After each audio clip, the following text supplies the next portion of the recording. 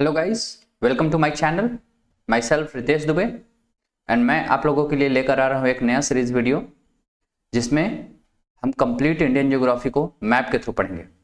दोस्तों, जैसा आप जानते हैं, इंडियन ज्योग्राफी को मैप से समझना बहुत ही आसान, और अगर आप मैप के थ्रू इंडियन ज्योग्राफी को समझते हैं तो इसे बहुत लंबे समय तक रिटेन कर सकते हैं। तो चलिए बिना देरी के आज का सेशन स्टार्ट करते हैं।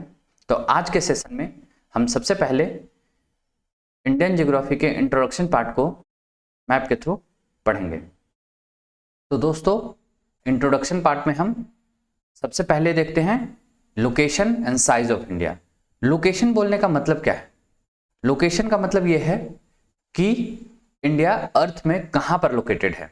तो जैसा आप सभी को पता है कि इक्वेटर की लाइन, जिसको विषुवत रेखा भी बोलते हैं, ये अर्थ को उत्तरी गोलार्ध और दक्षिणी गोलार्ध में डिवाइड करती है। जैसा आपको यहां भी दिख रहा होगा कि ये इक्वेटर का लाइन है। तो इक्वेटर का जो लाइन है ये नॉर्दर्न हेमिस्फीयर और सदर्न हेमिस्फीयर, ये दो पार्ट में डिवाइड कर दे रहा है। और जो ग्रीनविच लाइन होता है, जिसको प्राइम मेरिडियन लाइन बोलते हैं, ये अर्थ को भी दो पार्ट में डिवाइड करता है। तो रेफरेंस के लिए हम अर्थ को चार पार्ट में डिवाइड करके रखे हैं, एक देशांतर रेखा के थ्रू और एक विषुवत रेखा के थ्रू। देशांतर रेखा के थ्रू जो गोलार्ध बनता है, हेमिस्फीयर बनता है, उसको हम वेस्टर्न हेमिस्फीयर और ईस्टर्न हेमिस्फीयर बोलते हैं। ये किसके थ्रू बन रहा है? देशांतर रेखा। यहां जो आप देशांतर रेखा देख रहे होंगे, इसके थ्रू बन रहा है। और जो विषुवत रेखा या इक्वेटर के थ्रू बनता है, इसको हम बोलते हैं उत्तरी गोलार्ध या फिर बोलते हैं दक्षिणी गोलार्ध। तो दक्षिणी गोलार्ध और उत्तरी गोलार्ध, नॉर्दर्न हेमिस्फीयर, यहां जैसे आपको दिख रहा होगा नॉर्दर्न हेमिस्फीयर, और ये सदर्न हेमिस्फीयर। तो नॉर्दर्न हेमिस्फीयर और सदर्न हेमिस्फीयर में डिवाइड किए हैं। तो लोकेशन फिर इंडिया का क्या हुआ? तो इंडिया का लोकेशन अगर हम देशांतर रेखा से बोले तो इधर साइड में है, यहां पे इंडिया का लोकेशन है, यहां पे इंडिया है। तो इधर से पूरब साइड और इधर से उत्तर साइड। विषुवत रेखा के ऊपर है तो नॉर्दर्न हेमिस्फीयर में है, और देशांतर रेखा के पूरब में है तो पूर्वी गोलार्ध और उत्तरी गोलार्ध। तो इंडिया का जो लोकेशन है, हम ये बोल सकते हैं कि इंडिया का लोकेशन उत्तरी गोलार्ध और पूर्वी गोलार्ध में स्थित है। तो ऐसा भी बोल सकते हैं कि इंडिया अर्थ के उत्तर पूर्वी गोलार्ध में स्थित है। दोस्तों, अगर किसी को भी लोकेट करना है आपको अर्थ में, तो उसके लिए आपको उसका लैटिट्यूड लाइन और लॉन्गिट्यूड लाइन पता होना चाहिए। तो अगर आपको लैटिट्यूड लाइन और लॉन्गिट्यूड लाइन पता है तो आप अर्थ के किसी भी पार्ट का लोकेशन बता सकते हैं। तो अर्थ का लोकेशन लैटिट्यूड और लॉन्गिट्यूड लाइन से ही पता चलता है। तो हम समझ गए इसमें कि अक्षांश और देशांतर रेखा के थ्रू हम अर्थ का लोकेशन देख लिए। ये अक्षांश और देशांतर रेखाएं क्या होती है, ये कैसे ड्रॉ करते हैं, इसको रेफरेंस क्यों माना जाता है, इसका क्या इंपॉर्टेंस है, अगर ये आपको जानना है तो इसके लिए अलग से मेरा ज्योग्राफी का एक वीडियो लेक्चर है, तो उसको आप देख सकते हैं। उसका लिंक मैं डिस्क्रिप्शन बॉक्स में आपको प्रोवाइड करा दूंगा।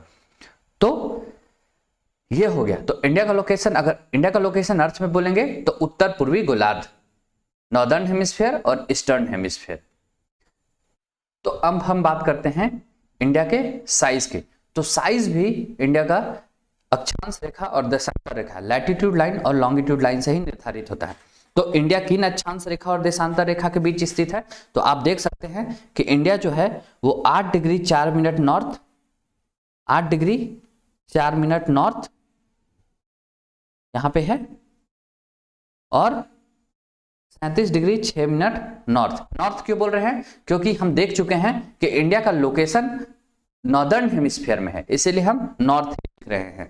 भले हम साउथ के पॉइंट को लोकेट कर रहे हैं, लेकिन जो लैटिट्यूड लाइन है वो नॉर्दर्न में है, तो इसीलिए नॉर्दर्न हेमिस्फीयर में है, इसीलिए हम इसको 8 डिग्री 4 मिनट नॉर्थ लिख रहे हैं। तो ये कंफ्यूज नहीं कीजिएगा कि इसको 8 डिग्री 4 मिनट साउथ लिखना चाहिए। नॉर्दर्न इसलिए क्योंकि ये नॉर्दर्न हेमिस्फीयर में स्थित है। वैसे ही सबसे नॉर्दर्न जो लैटिट्यूड लाइन है वो 37 डिग्री 6 मिनट का है। ओवरऑल अगर बात किया जाए तो सबसे सदर्न जो लैटिट्यूड लाइन है वो अंडमान निकोबार द्वीप समूह से पास होता है और वो है 6 डिग्री 45 मिनट का। तो इंडिया का जो लैटिट्यूड लाइन है, यहां से आप देख सकते हैं इंडिया का जो लैटिट्यूड लाइन है ये 6 डिग्री 45 मिनट नॉर्थ अगर अंडमान निकोबार द्वीप को कंसीडर किया जाए तो, और नहीं तो 8 डिग्री 4 मिनट नॉर्थ अगर मेनलैंड की बात की जाए, से लेकर 37 डिग्री 6 मिनट लगभग 30 डिग्री लैटिट्यूड लाइन का जो दूरी है वो इंडिया का है। और उसका अगर किलोमीटर में देखा जाए तो ये लंबाई कितना हुआ, इन दो अक्षांशों के बीच की लंबाई 3214 किलोमीटर। तो 3214 किलोमीटर ये डिस्टेंस है। तो हम ये बोल सकते हैं कि इंडिया का जो लंबाई है वो 3214 किलोमीटर है। ठीक है, अब हम देशांतर रेखा की बात करें तो इंडिया में देशांतर रेखा या मेरिडियन रेखाएं ये 68 डिग्री 7 मिनट से लेकर 97 डिग्री 25 मिनट के बीच में स्थित है। जैसा कि आप मैप में देख पा रहे होंगे 68 डिग्री 7 मिनट जो गुजरात है और 97 डिग्री 25 मिनट जो अरुणाचल प्रदेश है।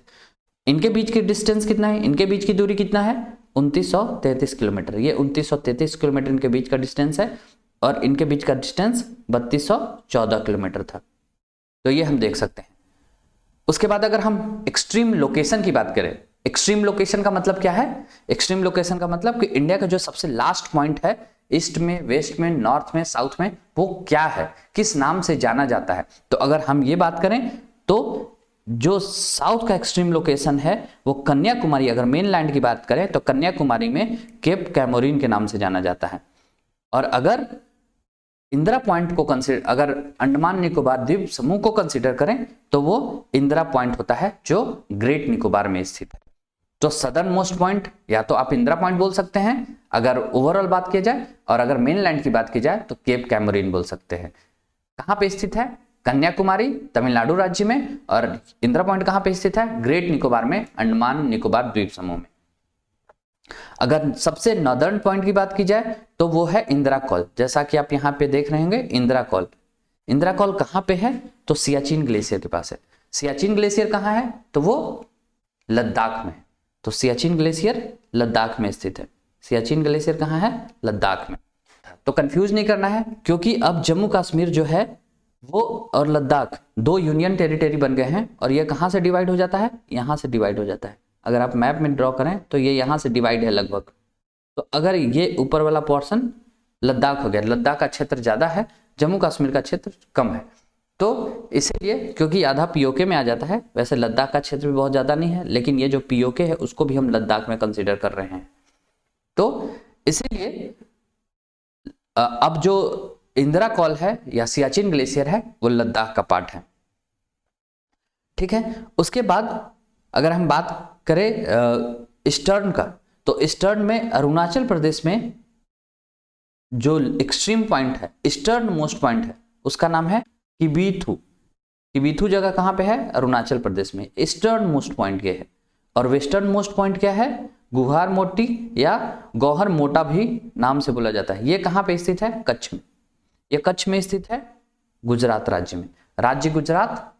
तो अगर हम राज्य की बात करें तो सबसे सदर्न राज्य कौन सा हो गया, तमिलनाडु या फिर अंडमान निकोबार। ओवरऑल बात करें तो अंडमान निकोबार यूटी में और ऐसे तमिलनाडु। नदर्न की बात करें तो लद्दाख यूटी में। राज्य में बात करेंगे अभी के समय में तो हिमाचल प्रदेश सबसे नदर्न स्टेट है, और यूटी की बात करें तो लद्दाख। ईस्टर्न की बात करें तो अरुणाचल प्रदेश, और वेस्टर्न की बात करें तो गुजरात। तो ये लोकेशन है। तो इंडिया किस लैटिट्यूड लाइन के बीच में स्थित है, 8 डिग्री 4 मिनट नॉर्थ से 37 डिग्री 6 मिनट नॉर्थ। और कौन से देशांतर रेखा के बीच में स्थित है, 97 डिग्री 25 मिनट ईस्ट से लेके 68 डिग्री 7 मिनट ईस्ट। ईस्ट क्यों बोल रहे हैं, क्योंकि इंडिया का लोकेशन हम जान चुके हैं कि ये कहाँ पे है, पूर्वी गोलार्ध में स्थित है। इंडिया उत्तर पूर्वी गोलार्ध में स्थित है। तो जो भी देशांतर रेखाओं का जो लैटिट्यूड लाइन का जो इंडिया से पास करेगा वो हमेशा eastern latitude eastern longitude line pass करेगा, और जो क्योंकि इंडिया इक्वेटर के ऊपर है, नदर्न हेमिस्फीयर में है, इसीलिए जो भी यहाँ पे अक्षांश रेखाएं पास होंगी वो नदर्न अक्षांश रेखाएं पास होगी, नॉर्थ की अक्षांश रेखाएं पास होगी। उसके बाद हम लोग ये देखते हैं कि कौन सा अक्षांश रेखा और कौन सा देशांतर रेखा इंडिया के लिए इंपॉर्टेंट है। तो उसमें सबसे इंपॉर्टेंट जो अक्षांश रेखाएं इंडिया से पास करता है वो ट्रॉपिक ऑफ कैंसर है। इक्वेटर इंडिया के से पास नहीं करता है। ट्रॉपिक ऑफ कैंसर जो 23.5 डिग्री है ये इंडिया से पास करता है, और वो कितने स्टेट से पास करता है? 8 स्टेट से। 8 स्टेट की बात करें तो कौन कौन? तो ये गुजरात, ये राजस्थान, एमपी, छत्तीसगढ़, झारखंड, वेस्ट बंगाल, त्रिपुरा और मिजोरम। तो 1 2 3 4 5 6 7 और 8, ये 8 स्टेट से पास कर रहा है। तो ये आपको याद रखना है। और ये जो इंडिया का standard time line, standard meridian line है, ये कहाँ से पास कर रहा है?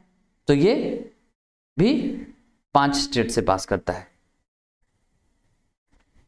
ये पास करता है यूपी, एमपी, छत्तीसगढ़, उड़ीसा और आंध्र प्रदेश। स्टैंडर्ड किसको माना गया है? तो स्टैंडर्ड माना गया है मिर्जापुर। मिर्जापुर में जो भी टाइम रहेगा वो इंडिया का स्टैंडर्ड टाइम रहेगा, क्योंकि जो देशांतर रेखाएं होती है वो टाइम डिसाइड करती है। तो हमारे बीच में मैं इंडिया जो है वो लगभग 30 डिग्री के देशांतर रेखा का डिफरेंस है। तो क्योंकि 1 डिग्री जो 1 डिग्री है वो लगभग 4 मिनट के बराबर है। तो अगर 30 डिग्री की बात किया जाए तो ये 120 मिनट के बराबर होगा। तो इसलिए सबसे ईस्ट अरुणाचल प्रदेश और सबसे वेस्ट गुजरात के बीच में 2 घंटे का अंतर होता है। अंतर समय का नहीं रहेगा, क्योंकि इंडिया का जो भी समय है वो जो मिर्जापुर में जो जिस समय रहेगा उसी को माना जाएगा, लेकिन सन के लोकेशन में फर्क आएगा, क्योंकि सन का लोकेशन जो है वो कहाँ पे जल्दी सूर्यास्त हो रहा है और कहाँ पे जल्दी सूर्य का उदय हो रहा है उसमें अंतर आएगा। तो उसमें लगभग 2 घंटे का देरी रहता है। लेकिन इंडिया सिंगल टाइम जोन है, एक और टाइम जोन असम के लिए एक और टाइम जोन की डिमांड हो रहा है, लेकिन अभी फिलहाल में इंडिया का सिंगल टाइम जोन है, और वो स्टैंडर्ड कहाँ का है? मिर्जापुर के पॉइंट का है। और वो जो कौन सी रेखा है? तो 82 डिग्री 82.5 डिग्री ईस्ट, ये मिर्जापुर से जो पास कर रहा है यही इंडिया का स्टैंडर्ड मेरिडियन, जो इंपॉर्टेंट स्टैंडर्ड मेरिडियन है, जो टाइम डिसाइड करता है इंडिया का। इसके बाद हम लोग नेक्स्ट वीडियो में इंडिया के नेबरिंग कंट्री एंड इंडिया के कोस्टल स्टेट्स और कोस्टल लाइन के बारे में जानेंगे। Thank you very much for watching this video. Please like my video and subscribe my channel. Thank you.